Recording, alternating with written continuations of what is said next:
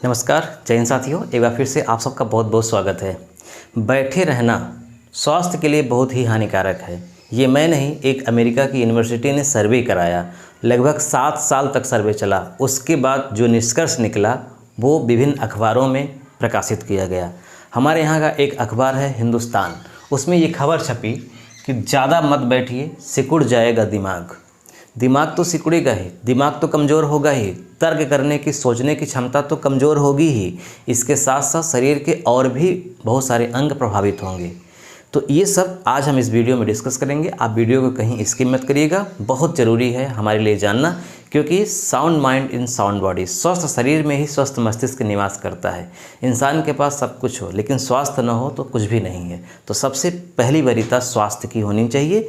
तो हम और आप आज देखेंगे कि ज़्यादा बैठे रहने से स्वास्थ्य से संबंधित क्या समस्याएं होती हैं। देखिए, वेंडरबिल्ट यूनिवर्सिटी अमेरिका की यूनिवर्सिटी है, इसने एक सर्वे कराया। लगभग 404 लोगों पर यह सर्वे चला और 7 वर्ष तक अध्ययन किया गया। यानी 404 लोगों में आधे लोगों को लगभग 10 घंटे प्रतिदिन बैठाया गया और शेष आधे लोगों को एक्टिव रखा गया, यानी बैठाया नहीं गया, बहुत कम बैठाया गया। जो लोग एक्टिव थे उनका दिमाग सक्रिय था, शरीर स्वस्थ था, लेकिन जो लोग बैठे रहते थे ज़्यादा, उनका दिमाग भी कम सक्रिय रहा और शरीर भी अस्वस्थ हो गई, यानी जल्दी बूढ़े होने की कगार पर पहुंच गए। तो इसके क्या दुष्परिणाम होते हैं बहुत लंबे समय तक बैठे रहने से, और एक ही अंग पर इसके क्या दुष्परिणाम हैं, पहले हम ये जान लेते हैं, फिर आगे हम बात करेंगे कि किस तरह से हम इससे बच भी सकते हैं। ज़्यादा बैठेंगे तो जल्दी बूढ़े होंगे। अब इसमें क्या क्या आएगा? न्यूरोप्लास्टिसिटी में कमी। देखिए, ये जो शब्द है न्यूरोप्लास्टिसिटी, ये है क्या? दरअसल न्यूरोप्लास्टिसिटी एक सिस्टम होता है हमारे दिमाग में जो कि बहुत ही सक्रिय करता है, मतलब हमारे दिमाग को बहुत सक्रिय करता है, सोचने की, समझने की, तर्क करने की शक्ति को बढ़ाता है। जब ब्लड सर्कुलेशन ठीक ठाक रहता है तो इसमें बढ़ोतरी होती है, लेकिन जब हम एक जगह अस्थायी रूप में बैठे रहते हैं तो ब्लड प्रेशर कम हो जाता है, दिमाग तक ऑक्सीजन की मात्रा कम पहुंचती है, यानी इसकी सक्रियता कम होने लगती है। इसकी सक्रियता कम होने से दिमाग हमारा उतना एक्टिव नहीं रहता जितना एक्टिव पहले था। तो न्यूरोप्लास्टिसिटी में कमी आती है। इसकी कमी से दिमाग की सक्रियता कम होने लगती है। इसके अलावा दूसरा दुष्परिणाम क्या है? BDNF कम होना। ये क्या है? Brain drive neurotrophic factor. ये एक प्रकार का प्रोटीन है। जब जितना ही हमारा शरीर सक्रिय होता है उतना ही इस प्रोटीन का उत्पादन होता है, और ये ब्रेन के लिए बहुत ही इम्पॉर्टेंट है, यानी ब्रेन को, मस्तिष्क को स्वस्थ रखने के लिए बहुत इम्पॉर्टेंट है। जितना ही ये प्रोटीन की उपलब्धता रहेगी उतनी ही अधिक अच्छे से हमारा दिमाग काम करेगा, और जितनी ही कम होने लगेगी उतना ही। एक जगह एक दृष्टांत था कि इंसान अगर खड़ा होकर के अध्ययन करे, एक इंसान बैठकर अध्ययन करे और एक इंसान लेटकर अध्ययन करे, तीनों में फ़र्क होता है। अगर हम खड़े होकर के अध्ययन कर रहे हैं तो हम ज़्यादा सक्रिय रहेंगे, हमारा दिमाग ज़्यादा सक्रिय रहेगा, लेकिन हम बैठ जाएंगे तो खड़े वाले से थोड़ा सा कम सक्रियता रहेगी दिमाग की, और अगर लेट जाएंगे तो और कम। इसीलिए लेटने पर जल्दी नींद आती है, बैठने पर थोड़ी कम, और खड़े रहेंगे तो शायद बिल्कुल भी नहीं आएगी। गीता का उपदेश कृष्ण ने कुरुक्षेत्र में खड़े होकर के दिया था, और ये दुनिया का सबसे महत्वपूर्ण ज्ञान माना जाता है, ध्यान रखिएगा। तो हम जितना ही शरीर को सुस्त रखेंगे और हम सोचेंगे कि हमारा दिमाग बढ़ेगा, ये एकदम उल्टी सोच है। ये हमारे शास्त्रों में ही इसका वर्णन है और विज्ञान तो इसे प्रमाणित कर ही रहा है। चलिए आगे बढ़ते हैं। रक्त संचार में कमी। देखिए, जब हम चलते फिरते रहते हैं, रेंगते हैं, तो रक्त का संचार होता रहता है हमारी नसों में। बैठ जाते हैं तो भी होता है, लेकिन स्लो होता है, क्योंकि हमारे शरीर को कार्य कम करना पड़ता है, शरीर आराम की स्थिति में होता है, तो ब्लड की जो सर्कुलेशन है वो धीमी हो जाती है। ऐसे में क्या होता है, हमारा जो मस्तिष्क है वो ऊपर होता है, तो ऊपर किसी भी चीज़ मतलब तभी चढ़ेगा जब ज़्यादा नीचे प्रेशर होगा। चूँकि प्रेशर कम हो गया है तो मस्तिष्क तक ऑक्सीजन नहीं पहुंच पाता है। ऑक्सीजन कैसे पहुंचता है? हीमोग्लोबिन से। तो हीमोग्लोबिन जो कि रक्त में होता है वो बहुत अधिक मात्रा में या ठीक ठाक से मस्तिष्क तक नहीं पहुंच पाता, यानी ऑक्सीजन की कमी हो जाती है हमारे मस्तिष्क में। तो रक्त संचार की कमी से ही ऑक्सीजन की कमी होती है, और जैसे ही ऑक्सीजन की कमी होगी हमारा दिमाग उतना सक्रिय नहीं रहेगा, सुस्त हो जाएगा।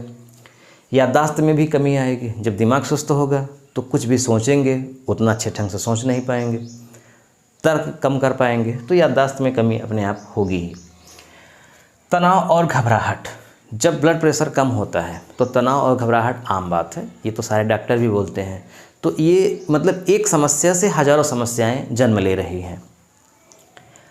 अब देखिए दूसरे अंगों पर भी होता है असर। अभी तक जो हमने असर देखा वो दिमाग का असर देखा कि दिमाग सक्रिय कम होता है, याददाश्त में कमी आती है वगैरह वगैरह, लेकिन इसके साथ साथ अन्य शारीरिक अंगों में भी समस्या होती है। जैसे ये देखिए हमने कटिंग ही रखी है हिंदुस्तान की। अटैक और स्ट्रोक का खतरा होता है, पाचन तंत्र पर असर पड़ता है और हड्डियां हो जाती हैं कमज़ोर। अब थोड़ा सा पढ़ लेते हैं जल्दी से। एशियन जर्नल ऑफ कार्डियोलॉजी में छपे शोध के अनुसार बैठे रहने से रक्त संचार धीमा होता है, दिल तक खून की पूर्ति ढंग से नहीं होती, खासकर पैर के निचले हिस्से में ऐसा अधिक होता है, इससे समस्या बढ़ सकती है। पाचन तंत्र पर क्या प्रभाव पड़ता है? बैठकर काम करना, उसके बाद खाना और उसके बाद भी बैठे रहने से भोजन ढंग से नहीं पचता, इससे गैस, कब्ज और पेट फूलने जैसी समस्याएं हो सकती हैं। धीमी पाचन प्रक्रिया का असर लीवर और आंतों पर भी पड़ता है। इसके अलावा हड्डियां कमज़ोर होती हैं, लंबे समय तक बैठने से पूरी रीढ़ पर जोर पड़ता है ना। पास्चर ठीक नहीं है तो हड्डियों की कमजोरी, कमर दर्द, सर्वाइकल और घुटनों में अकड़न जैसी समस्याएं हो सकती हैं। इसके अलावा हाई ब्लड प्रेशर का भी जोखिम होता है। जैसे एक स्थिति में बैठे रहने से नसों पर दबाव पड़ता है, रक्त संचार बाधित होने से बीपी बढ़ सकता है, तनाव अधिक हो या कैफीन ज़्यादा लेते हों तो यह और गंभीर हो जाती है। कैफीन की मात्रा आप जानते हैं, अगर हम कॉफ़ी, चाय इस तरह पदार्थों का इस्तेमाल करते हैं, पेय पदार्थों का, तो उसमें होती है कैफीन की मात्रा। अगर ऐसा है तो फिर और ही समस्या होती है। मोटापा और मेटाबॉलिज्म डिसऑर्डर भी क्या है ये? निष्क्रिय जीवन शैली वजन बढ़ने का बड़ा कारण है। इससे मोटापा और टाइप 2 डायबिटीज़ का खतरा बढ़ता है। गंभीर किडनी रोगों में इन दोनों कारणों की प्रमुख भूमिका देखने को मिलती है। इसके अलावा घटती है फेफड़ों की क्षमता। देर तक बैठने से फेफड़ों पर दबाव पड़ता है, सही पास्चर न होने पर फेफड़ों को फैलने की पूरी जगह नहीं मिलती, इससे सांस लेने में दिक्कत, ऑक्सीजन आपूर्ति में कमी व सांस फूलने की समस्या हो सकती है। अब देखिए बैठने की ही स्थितियों के आधार पर 4 प्रकार के चीज़ें बताई गई हैं, मैं चर्चा करता हूँ। जैसे हम मान लीजिए कि 4 घंटे या 4 से 6 घंटे बैठता है कोई इंसान, मान लीजिए 4 से 6 घंटे, तो ये सामान्य माना जाता है, मतलब बहुत ज़्यादा जोखिम नहीं है, ये नॉर्मल माना जाता है कि इंसान 4 से 6 घंटे बैठा है। लेकिन एक साथ नहीं, अभी हम आगे चर्चा करेंगे कि बैठना है तो कैसे बैठना है।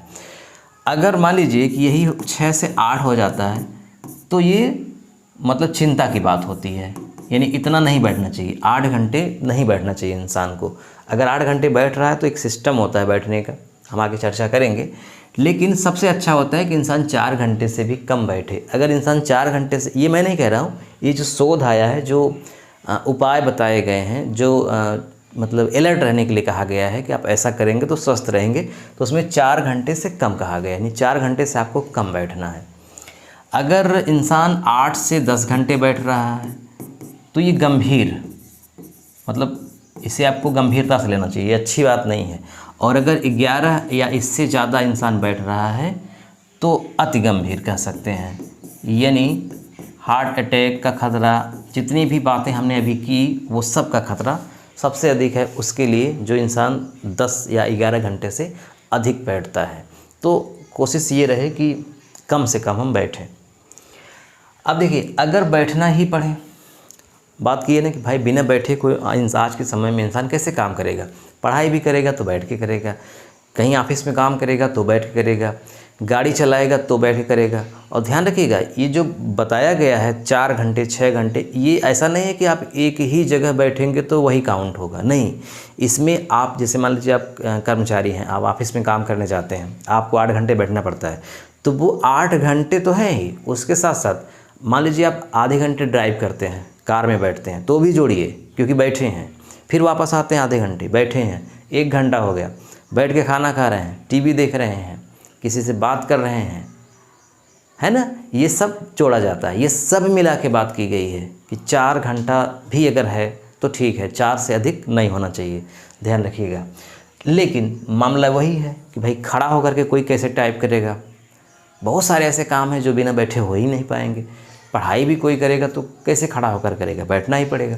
तो अगर बैठना ही पड़े तो क्या करना है, तो इसके लिए बताया गया है कि अधिकतम 30 मिनट या फिर बहुत बैठ रहे हैं तो 45 मिनट, यानी कि 30 से 45 मिनट एक बार में आप बैठिए।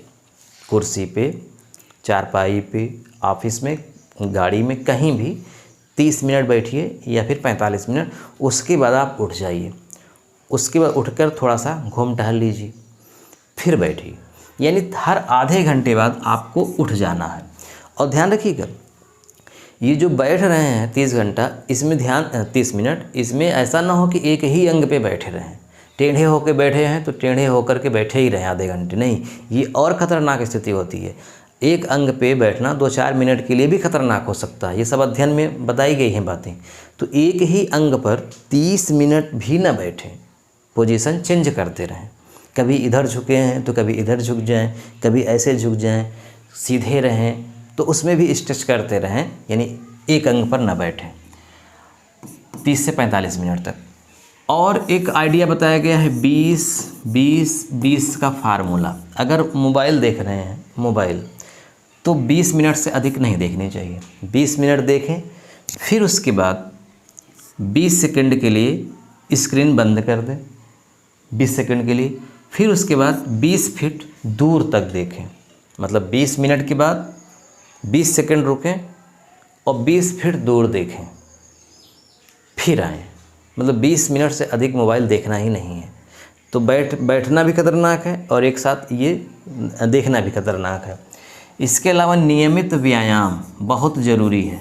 नियमित व्यायाम कम से कम आधे घंटे या 45 मिनट प्रतिदिन व्यायाम करना चाहिए। कोशिश ये रहे कि तेज़ चलें। अगर तेज़ चल रहे हैं या दौड़ रहे हैं तो ये सबसे अच्छा व्यायाम माना जाता है। स्विमिंग कर रहे हैं तो ये भी अच्छा व्यायाम माना जाता है। तो नियमित व्यायाम होना चाहिए। इसके अलावा खाने पीने पर ध्यान दें, यानी भोजन